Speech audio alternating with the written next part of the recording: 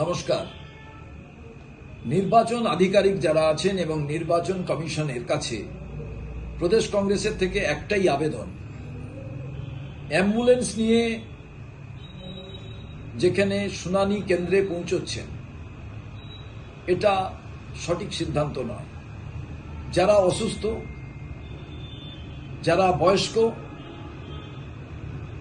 তাদের কাছে যাতে মোবাইল ভ্যান পৌঁছয় এবং আধিকারিকরা পৌঁছন, সেখানে গিয়ে যাতে হিয়ারিং হয়, এটা দেখা জরুরি।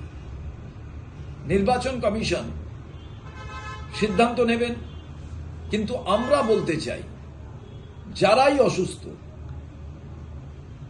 এবং যারা কোনো কারণে যেতে পাচ্ছেন না, তার পেছনে রিজনেবল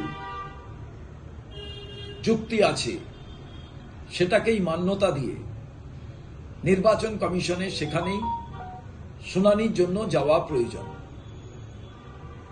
আমরা শুনতে পাচ্ছি 85 বছর বয়সের ঊর্ধ্বে